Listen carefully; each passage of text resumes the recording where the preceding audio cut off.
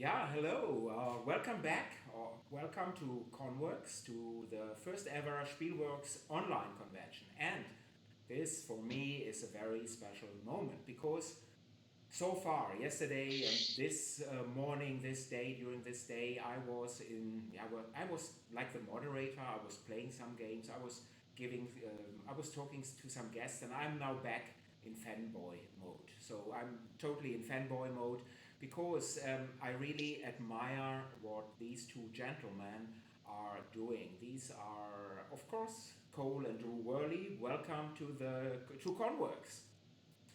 Thanks for Thank you having for us, having Willie. us. Yeah. Drew, how are you? How's life right now for you?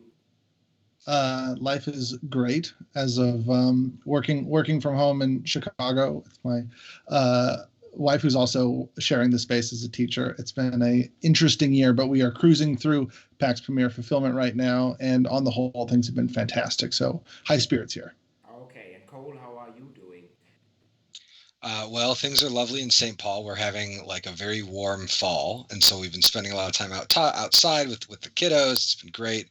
And at work, at Leader, my day job, we just wrapped up all the files for Oath, and we're through almost the last stage. A lot of the game has entered mass production, and the parts that aren't in mass production will be in mass production very soon. So this is a really I'm sure you feel the same thing after a big project. There's like this little blessed like 2 or 3 week period where you're not quite sure what your next project will be, and you have a little bit of ability to pivot. And I'm quite thankful to be there finally. Once in a while, you simply need this, and it's good for everything, for your head, for your brain, for everything, really, to take a step back. And by the way, if you have any questions or if you have comments, please post them in the chat window, and we will try to respond. And today, as some of you may have noticed, I had twice some technical issues. If this happens, I will reload and we need to go from scratch again. So I hope this will work out, but it may happen. Yeah, and there is already the first command, hi all, highlight of the day. Yes, it is. This is special for ConWorxx. But how is it? How is it to game together and to work together as brothers? Is this special for you, or did you always game together? Is this how are you doing in this regard? So Drew is 5 years younger than me, Yeah. and despite that age gap, even when I was in college and he was a high schooler, Mm-hmm. I would have him tag along. Would always come down to Bloomington and visit and my friends. And our friend groups have always kind of melded pretty closely, which meant Drew was just at the table during Okay. these games. He was always playing them, and we grew up in a family that played a lot of games. I think chess and Stratego and Risk were taught very early when we were quite young, and if the weather was good outside, we could be out playing roller hockey or something. And if the weather was even just a little bit bad, we'd find an excuse to play board games. Okay. So we've been playing games. Between video games and board games and sports, I feel like I've always been in a state of play with you, Drew. There's never been a period in my life that I can remember where we weren't playing games. Right. And I mean, I can testify to me being a very happy younger brother that my Okay. older brother wanted to include me at such a young age to the games on the table, especially as those games got harder and more cutthroat. And I think being outside of Cole's friend group, I felt welcome to be as ruthless and as as mean as possible because I had to prove my worth. I think that sort of that behavior shows in PAX Premier. I think a bit too. I remember inviting you. So you would have been like a fifth grader or a sixth grader. And I was playing with my friends a game of Twilight Imperium. And I invited you to come along with us. And you played so aggressively. And it was wonderful. You were playing the Mentat Coalition, which Sure. has the Mentat Coalition. I think people sometimes think of them as a weaker faction in Twilight Imperium because they have an ability that is only good if you're very aggressive, and many Twilight Imperium players are not aggressive. And I think everybody was duly impressed that you were running around and pinning them in their home worlds and things because you were just so aggressive in your play. And Drew is always like shaking up the meta in that way whenever he's played. So we had, I think the gaming tradition that we came from was that gaming was something that was always done in high spirits, and it was always done at the service of the story. But to be the best actor in your player role, you had to push your role as far as you could go, which of course, brought us to games that were a little bit more competitive, Yes. Yeah. and were a little more full contact, maybe. Yeah. Yeah, Yes. yeah, that's a fair way to say this. Um, but Uli, to answer your point, I mean, this culture had been around since we were really young, and I think professionally speaking, Cole and I diverged when you were off in grad school pursuing your doctorate degree in Austin, Texas, and I had been working in museums in Chicago. We would still maintain playing games whenever we could, be it online or in person, whenever we could manage, or games remotely over, uh, Vassal or before Tabletop Simulator, games by email, even diplomacy at Right. that. Um, um, but Cole came, but like it was very much a moment in 2018 when Cole came to me and said that um, this, like, he had a project in mind, and we had the time and the ability to start slowly working on it together. And at that point, we didn't quite know the size and the scope of what Whirligig was going to be, um, or even the size and extent to what a PAX Pamir second edition or reprint was going to look like. Um, and I think it was very much a slow burn. It very much continues to be born out of a hobby and of a passion for gaming that we feel the like, I don't know, the luxury or the flexibility to work on projects slowly and thoroughly over a long period of time. Yeah, but I think, this is something, way. I think the term luxury is absolutely correct, because we see in our modern life, modern world, everything has to be done fast, fast, fast. Next one, next one, next one.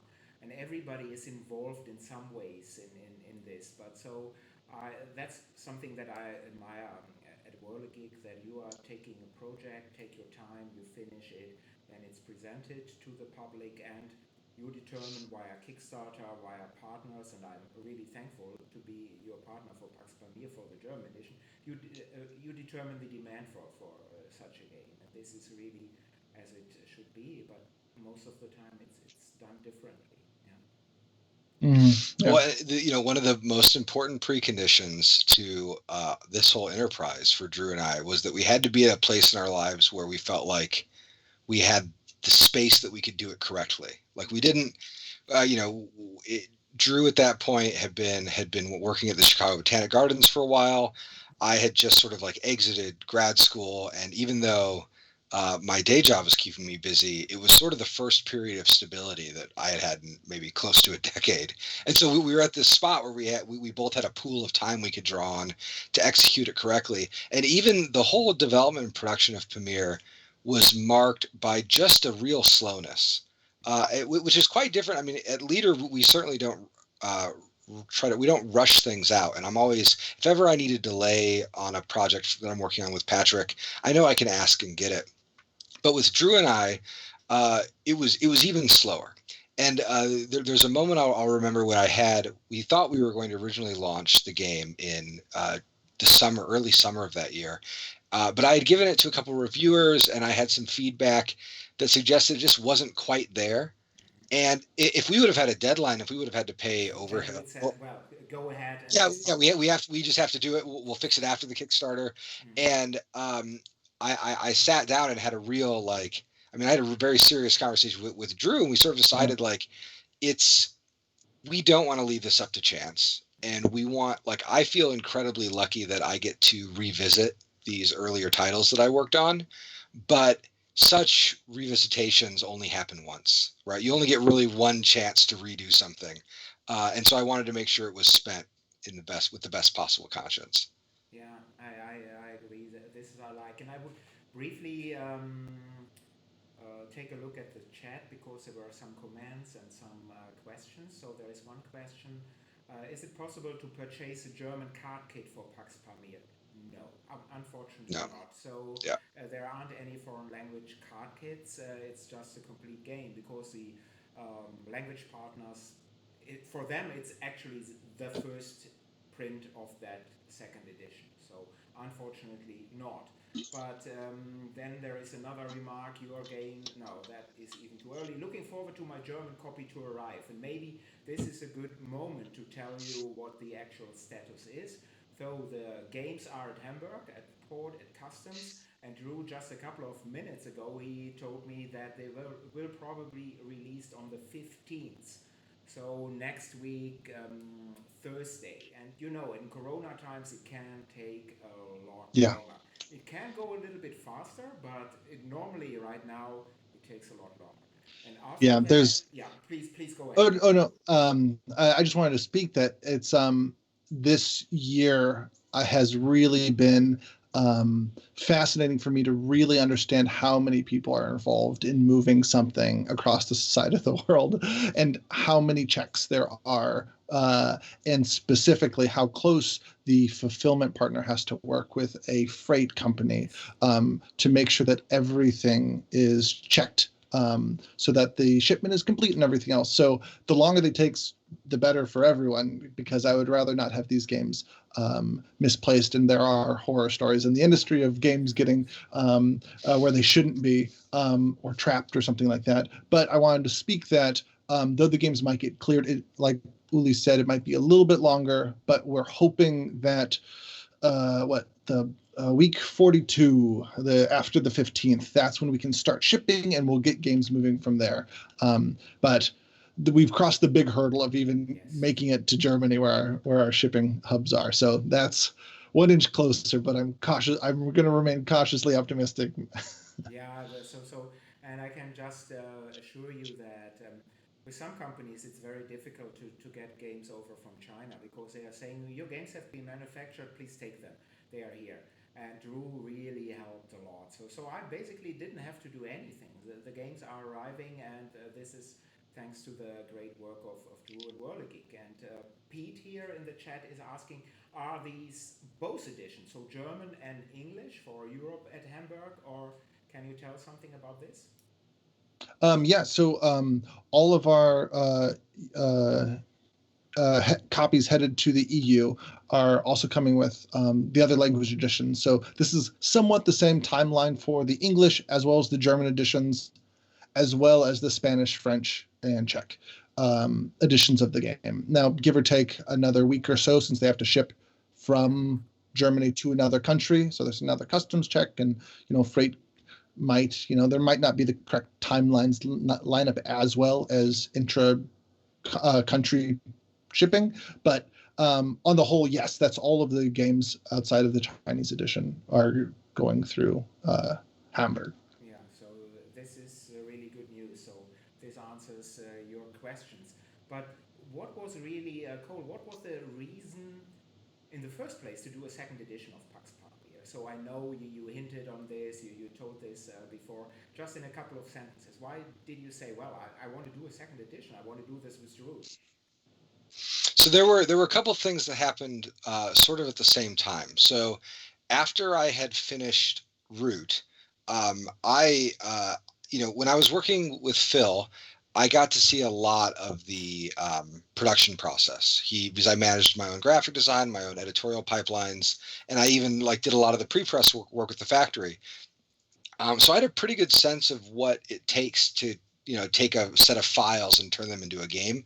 But after I'd finished Root, I felt like I'd kind of seen the other parts of the process, things on the fulfillment side.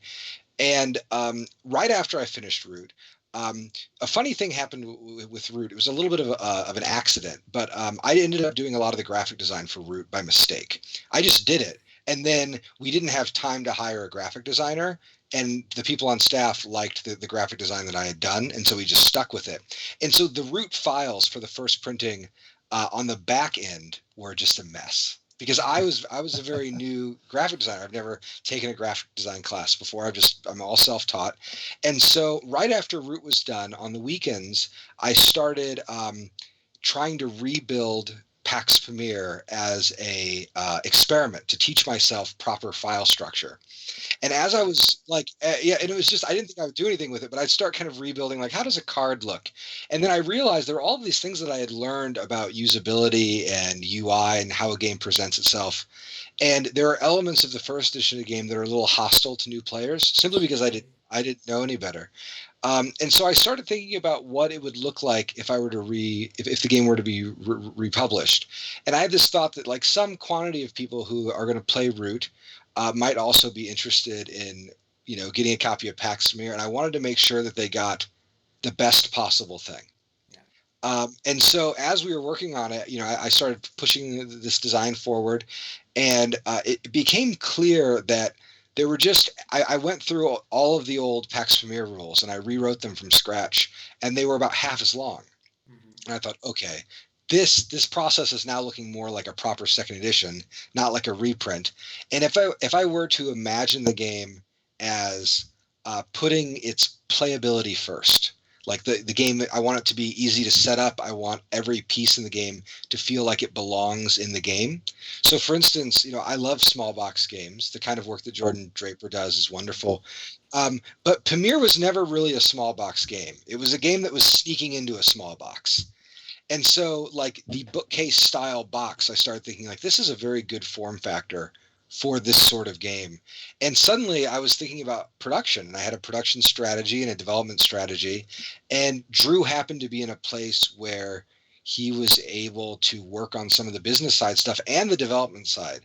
And so all of those things kind of coalesced. And, while that was happening, I kept getting offers from various publishers to do a second edition of the game. And I thought, well, I would just much rather do it myself. I think that's only because I tend to get very fidgety about control. I want to manage every little part of a thing, and so it just sort of slowly built where it seemed like the obvious thing to do, if I could find a partner, was just to do it myself. And thankfully, Drew was really interested in doing that project. And so from the very start of this project, neither one of us wanted to leave our day jobs or build a little game empire or whatever, anything like that. This was fully an experiment. And I even told Drew, if after we do the first printing, we can't stand each other, we'll just divide our little pot and we'll go, and we will always ever be brothers, right? It won't spoil that, but I wouldn't be hurt. Okay. And so it was just an experiment. And at the end of after we fulfilled it last year, and Drew went on a nice bike ride and got home after he rode up or down the Pacific coast, I guess. And after it was all fulfilled, we kind of had a meeting, and I sort of asked Drew point blank, is this the kind of thing you'd want to do for another year? Because we can. And Drew jumped on it and started doing it full time.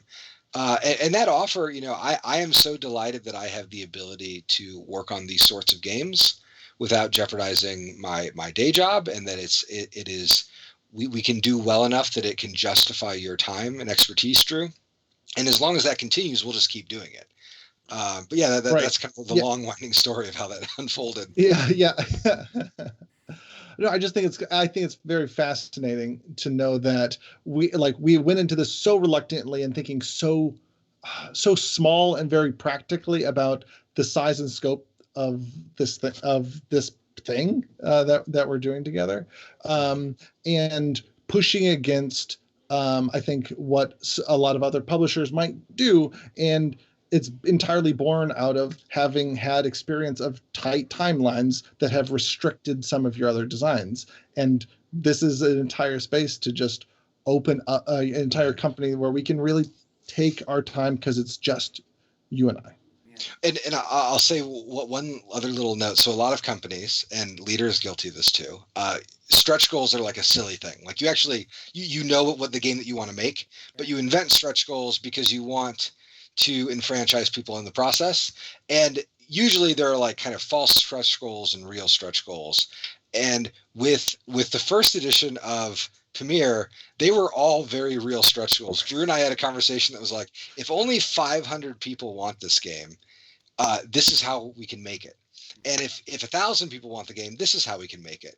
And once we got to like maybe about the 3,000 mark or like the 3,500 person mark, we knew we could make exactly the game that we wanted to make.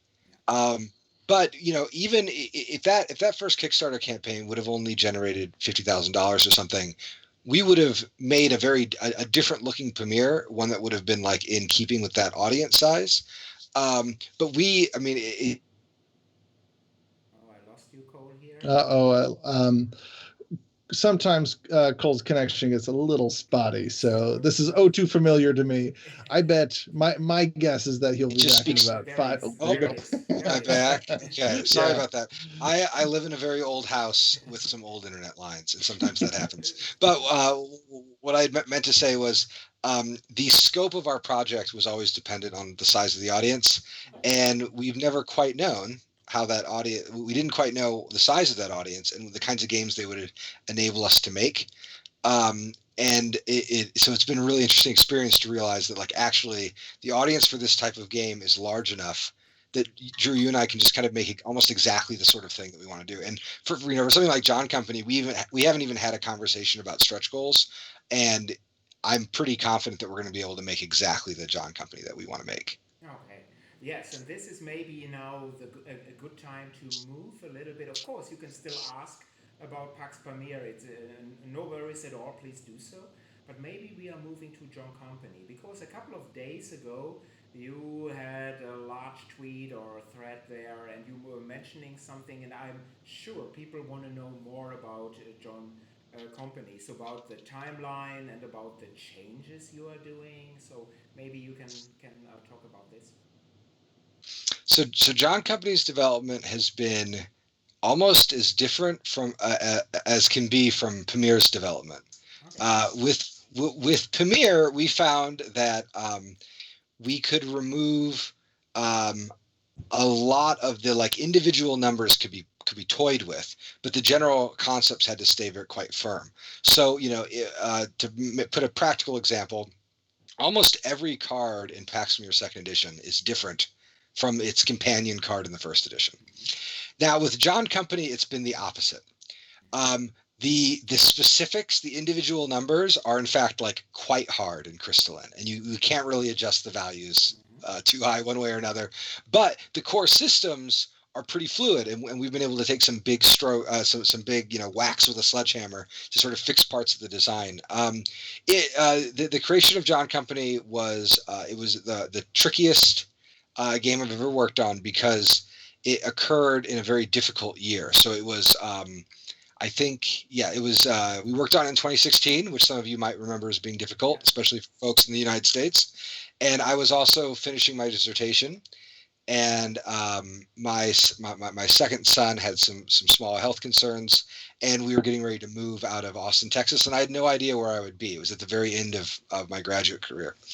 And John Company was being worked on during that period. And I will remember forever my good friend Chaz Threlkeld coming down to Texas to help me pack the house. And what I would do is in the day I would work on my dissertation, and then I would work on John Company with Chaz, and then we would pack all evening. And we actually had a game. We had a game of Splotter's Antiquity set up in the house that we would reward ourselves with a couple turns of Antiquity if we had gotten everything done that day. And it was exhausting. And I was in general quite happy with how John Company had turned out. But when I started looking at it, all of those lessons about UI and materials and production, it seemed like they had obvious application with a game like John Company. So when Phil Eklund was pitching games, when he was receiving pitches, he was always very concerned about weight because his whole business model was built around German postage weights. Oh yeah, I know. Yeah. So I'm sure you're quite. So in several regards, he's special. Phil is special. Yes. Yes. Yeah. And so he I remember with John Company, we were so worried it was going to be over at 1 kilo So we actually cut the rule book by about 4 pages and a few other little tiny things out of the game just to push it. And in fact, the first edition of John Company is just a couple grams shy of 1 kilo. Or maybe that's true once it's been packaged. So obviously Drew and I don't want that restriction necessarily. So a lot of the work on John Company kind of came from that place of thinking about usability. So the event system in John Company is built around basically a couple dice and eight double-sided cards, and I think it's quite clever, but it's too showy. It demands that players know too much about the game in order to make it work, and so there's a lot of mental energy that gets bound up in resolving the campaign system, and that mental bandwidth would be much better spent scheming against your opponents. Yes. So if you'd like, I can show you some things from Yes, the game. obviously, we'd love to do this. One comment here Mhm. from one of the viewers. He's liking John Company. The only complaint is a die roll when you retire. He wants a modifier. How do you see this?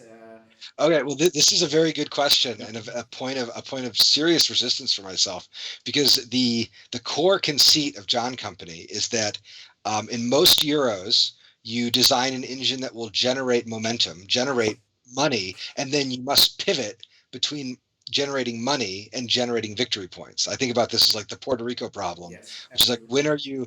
when are you shipping for victory points? When are you shipping for cash? Mhm. And with John Company, I wanted to invert that and to have the uncertainty about scoring power the negotiations. That if you have an opportunity to retire one of your pieces, it may be your only opportunity for a long time. And if you don't have the cash on hand, you need to put yourself into debt from other players. And so this uncertainty is uncomfortable from a player's perspective, but it fuels a lot of the negotiations. Now, with the second edition, we've made an important change, which is going to fix a little bit of your concern.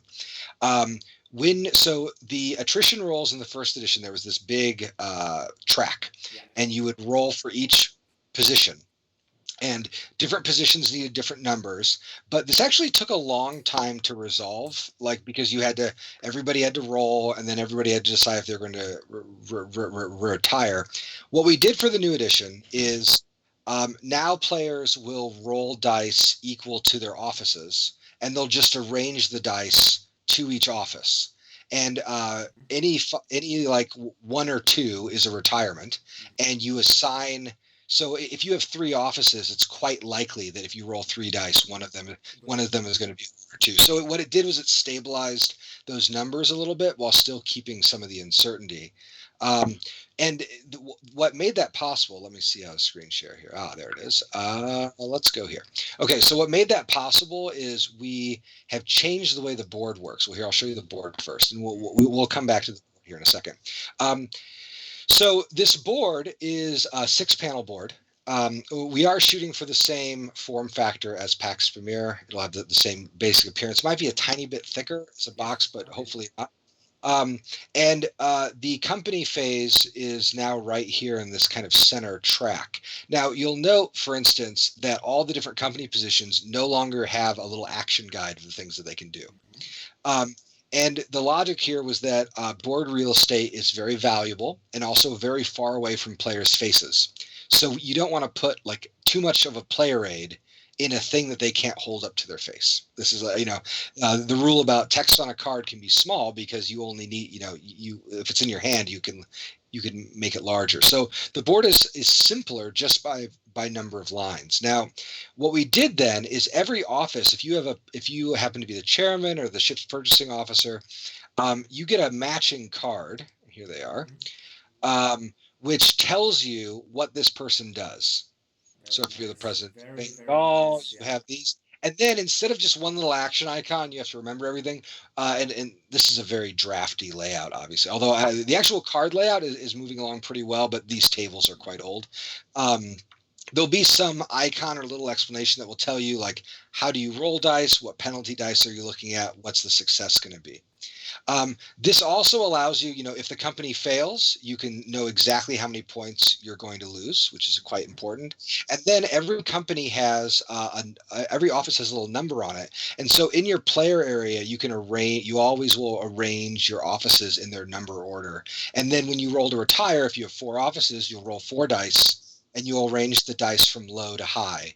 And then any 1s or 2s are going to trigger the retirement. Now, the other thing that we tried to do, so go back to the map, you'll notice, people who've played the first game will note that there is no hiring ribbon. The very first game had this like long, windy hiring ribbon that was doing some funny work. Like that board structure had to do with, I needed the India cards to be at the top of the board. I needed these cards to be at the bottom. And so the board was structured in such a way that was a little hard to focus on.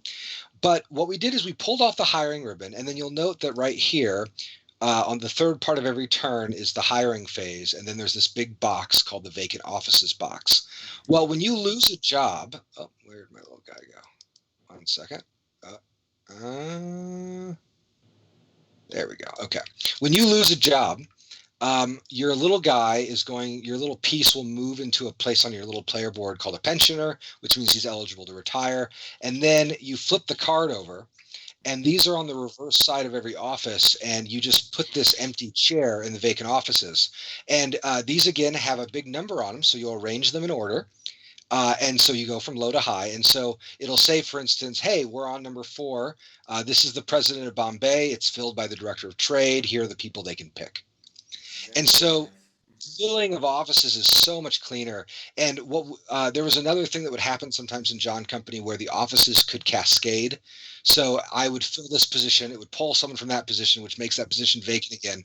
And you'd get in these kind of like silly recursive loops. And we replaced that with this like succession rule, which is basically, if I'm the president of Bombay here, I'll zoom in so this is easy to see. If I'm the president of Bombay here and I get promoted, I pick my successor, and I can just pick anybody in my presidency to like fill my spot. So it doesn't interrupt the hiring process. So the hiring process is a lot cleaner. So there's been tons and tons and tons of improvements along those lines. But it looks really nice. I have a few questions here. So Sure. one is, are the pictured persons, so the persons we are seeing there, are these historical figures or who held offices at that time? They are. And in fact, this is a weird instance where the original John Company game was not played with a board at all. It was played with cards. And so I had all of these portraits with historic notes on them that I didn't use in John Company's first edition because we had to drop the cards. We didn't have enough space. So when working on this game, I've had a head start of all of my research from a couple of years ago. I will probably have a little booklet or a guide to the various people. Many of them are people who held offices at the time, although there are a couple, I had to take a couple liberties with the organization of the company. Just to make some of the larger structures clear. So they're either people who held the office at the time or people who acted with proximate influence. So like, Clive as governor of Bengal is like the kinds of actions you take in the game as a governor of Bengal, you can associate with Clive, but his holding of that position is a little bit different historically from how it is in the game. So there are some liberties taken there.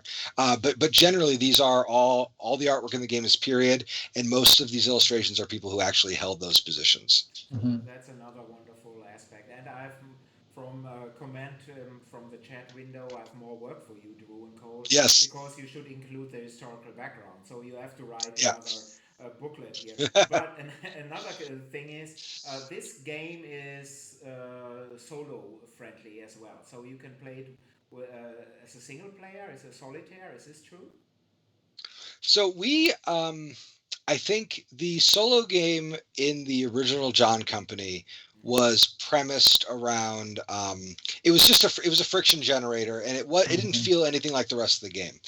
I think we have a couple of options that we're thinking about with solo. I think Drew and I are probably going to design something together and then maybe see if we can't work with Ricky Royal or another partner to do some more development work. But my thinking now is it would be lovely if we could generate a couple of simple automata or kind of, scripted players, so that you could, in a 2-player game, fill in 1/3 player, or in a 1-player game, fill in a couple other players and have an actual game that felt like John Company. So our hope is, I think that's really important, like in the similar way that like the way Wakan acts in Pamir, in that it still feels thematic. Some of the puzzles that are presented are still solved by asking the same questions that you do in the multiplayer games, and the first edition single player just doesn't have that interaction of all of the systems at stake.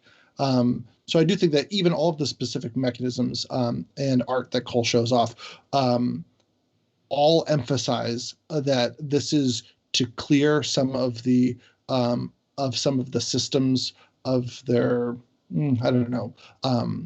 former fiddliness, so that the players are spending their mental energy on the heart of the game. And from Cole and I's testings, this is making the game that much more interactive and sharper, rather than it feeling like a dilution or something.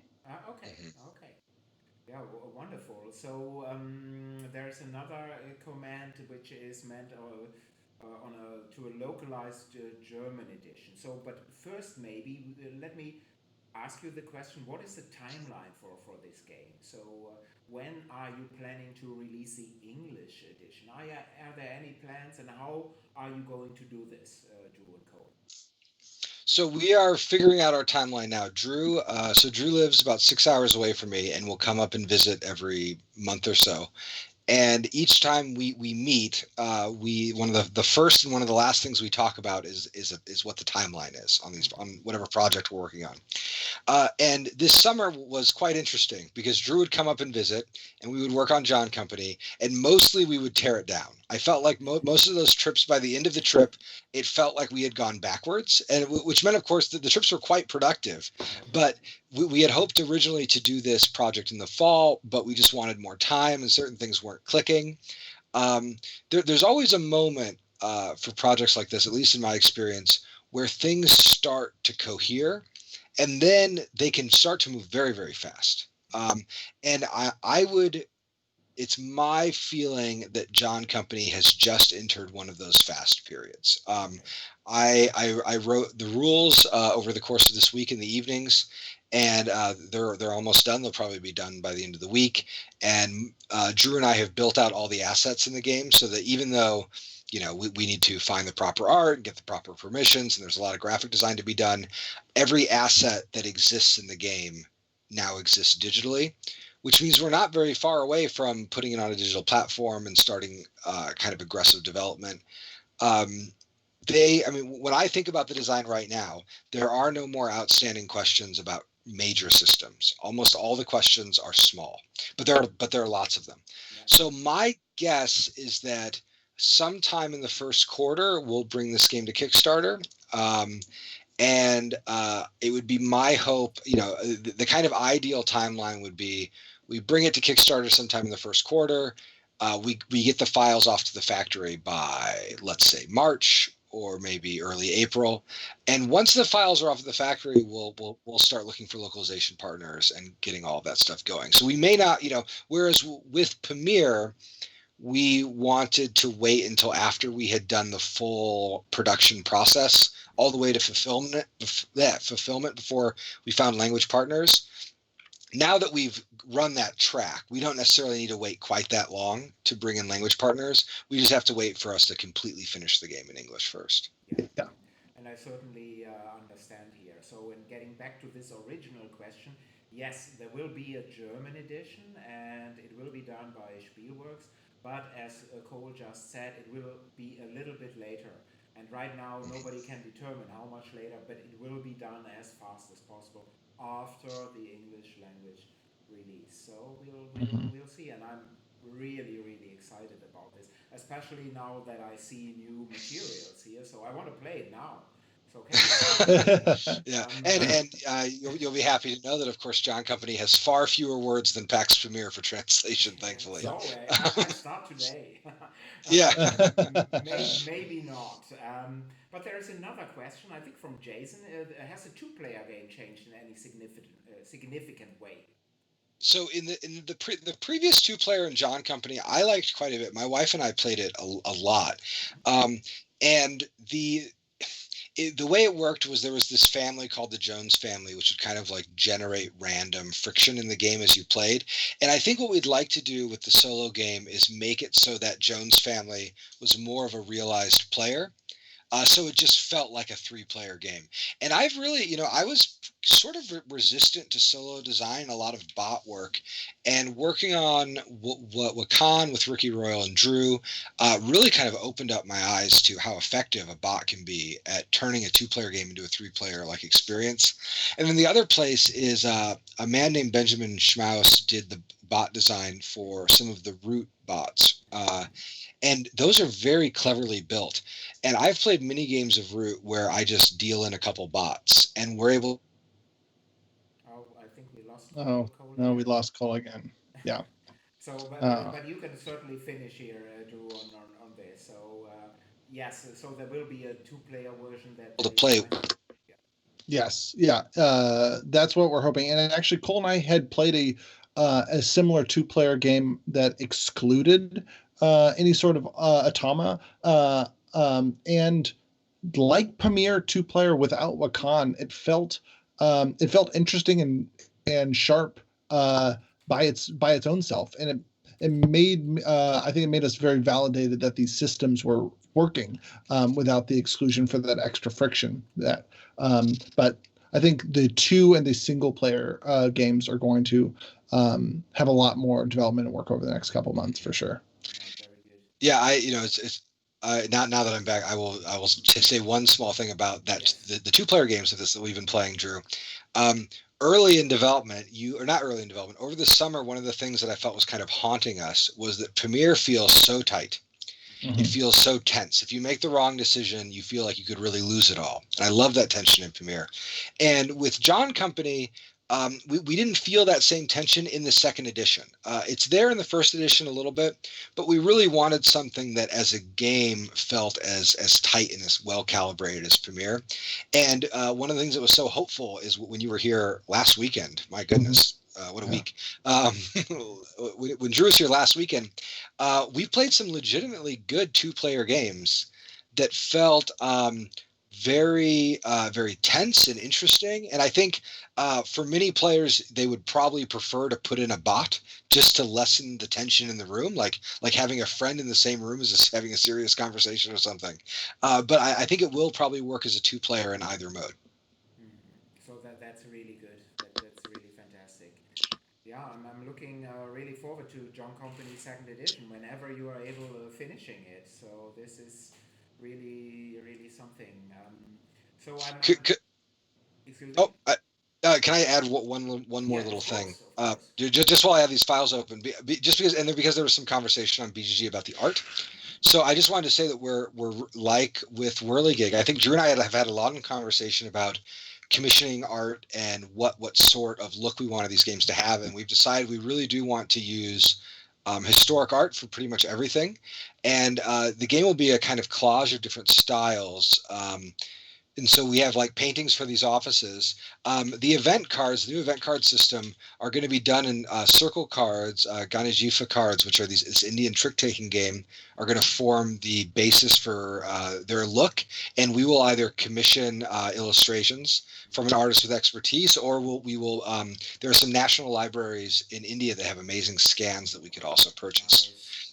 Nice. And then lastly, we have these prizes. So I just want to say one quick thing about how the new prize system works. Of course. So on the left side of the board, when you guys retire, they get to go to these estates that get fancier. The estates, unlike the original game, they do have upkeep that will drain your family expenses. The game's economy has been slightly made a little bit richer. There's a little bit more flow in it. So there's both more input and more output. But at certain levels of retirement, you get access to these prestige cards. Now, the prestige cards, let me find this page and let me rotate it so that it's not upside down.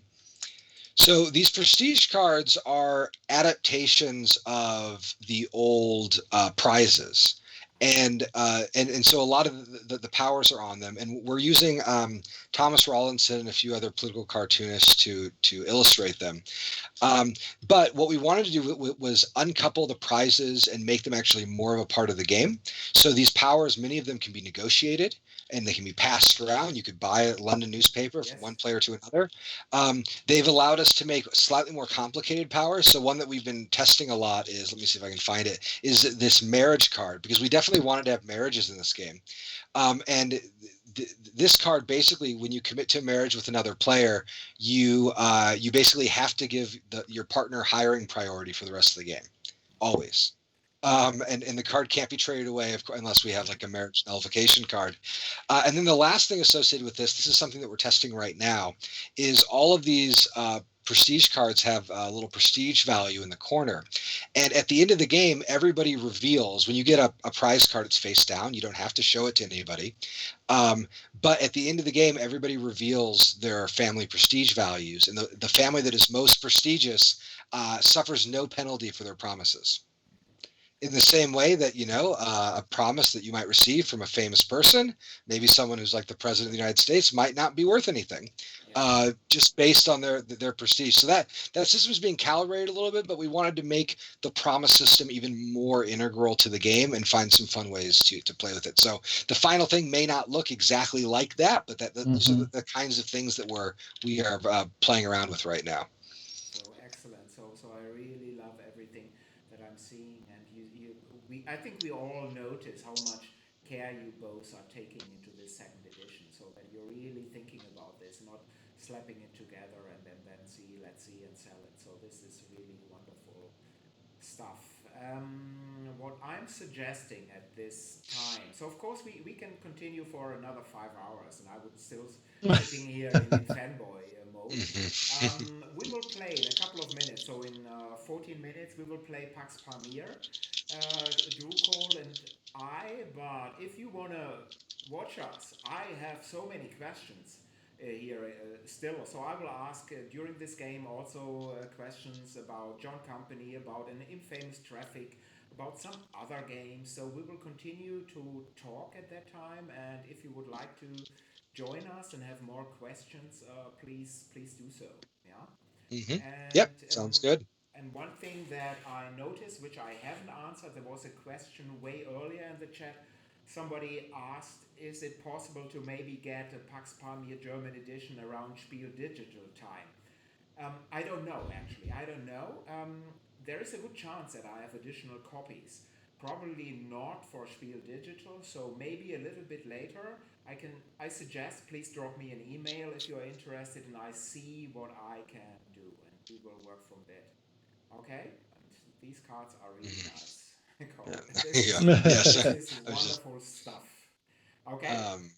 Yep, sounds good. Fantastic. That sounds great, Uli. And I just can say thank you so much for being here, Drew and Cole. It is always a pleasure talking to you in person, hopefully soon again or as soon as possible, and also via these meets. And see you in a couple of minutes, and thank you to all viewers for listening, for watching. Thanks a lot. All right. Fantastic. Thank you very All right. much. We'll see you soon.